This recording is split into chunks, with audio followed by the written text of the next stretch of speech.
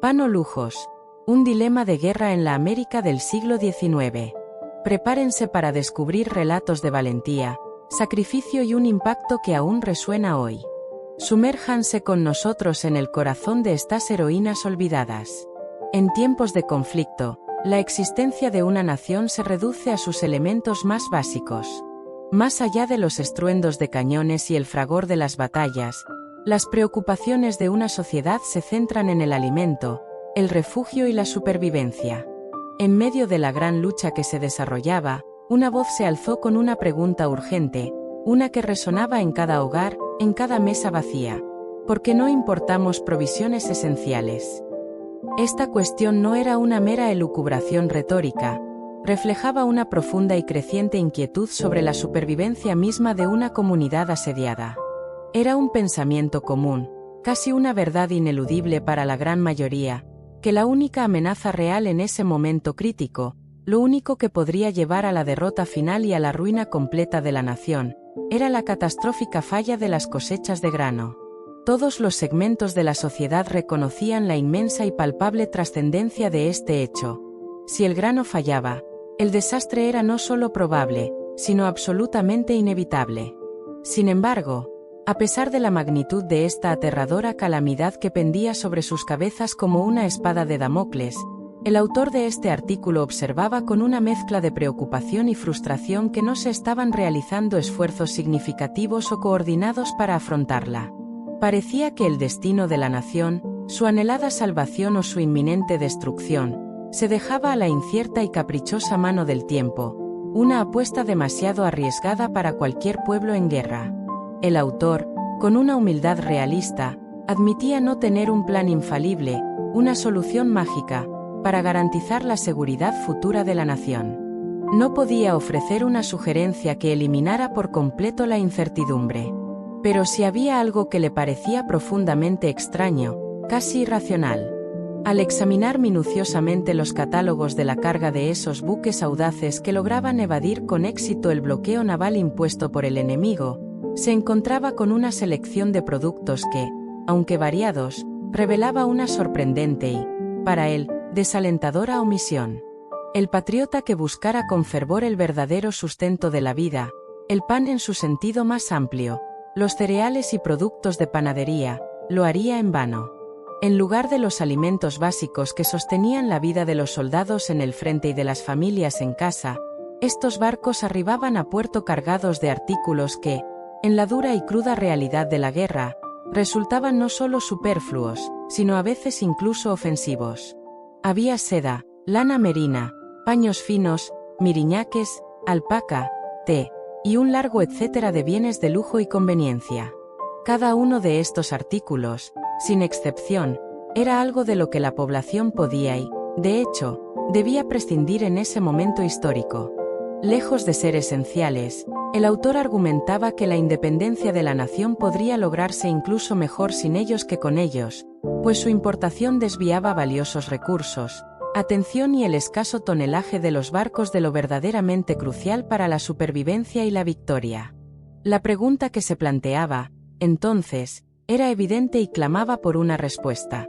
¿Acaso no se podían ofrecer incentivos económicos a los hombres y comerciantes dedicados a este negocio de alto riesgo, incentivos que fueran lo suficientemente tentadores como para que invirtieran su capital, su ingenio y su valentía en la importación de las grandes necesidades de la vida? El autor sugería una política clara y audaz para el gobierno, que se ofreciera una prima generosa por cada barril de harina y cada libra de tocino que lograra ser importado.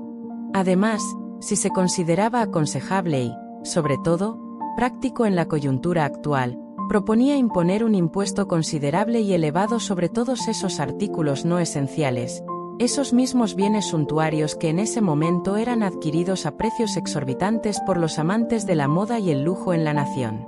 La idea subyacente era clara, directa y urgente. El incentivo económico y la política fiscal debían ser tan poderosos que ningún barco se aventurara hacia sus costas cargado con otra cosa que no fueran pan, carne, medicinas y los indispensables suministros militares. La nación necesitaba ser inundada, literalmente y tan pronto como fuera posible, con estos artículos esenciales. Y por encima de todo, Con pan, porque en la disponibilidad de este bien básico residía la salvación de la nación. Con estas provisiones garantizadas, el autor creía firmemente que la nación no solo estaría a salvo de la hambruna, sino que también vería fortalecida su moral y su capacidad de resistencia. La simple idea de asegurar los alimentos básicos no era una cuestión trivial. Era un faro de esperanza que prometía disipar la oscuridad de la incertidumbre en un mar de guerra. El autor lamentaba profundamente la ironía y la desigualdad de la situación. Mientras los valientes soldados en el frente enfrentaban privaciones extremas, a menudo sin pan en sus raciones, sin sal para sus provisiones, y obligados a vivir de papas y legumbres cocinadas sin los utensilios más básicos, la gente en casa, en un contraste chocante, se deleitaba en el consumo de lujos y la ostentación de la moda. Había un desequilibrio moral y práctico que debía ser corregido. Por ello, el autor imploraba a los editores de periódicos, las voces más influyentes de la época, que se hiciera una campaña vigorosa y sostenida en sus columnas. La campaña debía centrarse en la necesidad imperiosa de abstenerse de lujos y en la urgente obligación de que cada dólar disponible se invirtiera en grano, carne, algodón y lana. Era una súplica por un cambio radical en los hábitos de consumo y en la mentalidad colectiva. El argumento era contundente y apelaba a la lógica. La gente que se vestía con paños finos, sedas, casimires y calzado caro, y que no comía pan, no vivía mejor que aquellos que se vestían con algodón crudo, comían pan nutritivo y se mantenían con el producto de su propia industria y esfuerzo. La verdadera comodidad y seguridad residían en lo esencial, no en lo superficial. El argumento final era una declaración de principios sobre la verdadera riqueza y autosuficiencia. El país tenía que enfrentar su crisis no solo con armas, sino con un profundo cambio cultural que lo transformara en un pueblo agrícola y manufacturero. Solo así podrían evitar el hambre y la ruina que amenazaban desde el interior.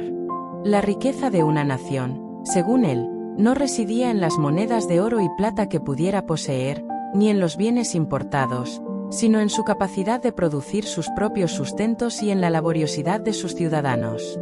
El valor real de un país no se medía en su riqueza material acumulada, sino en el bienestar intrínseco de su gente y en su inquebrantable autosuficiencia. Se hacía, pues, un llamado rotundo a la acción colectiva.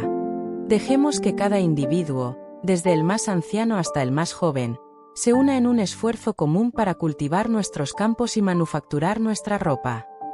La idea era que la fuerza inexpugnable de la nación residía en su capacidad interna de producción, en su independencia de las cadenas del comercio exterior en tiempos de asedio.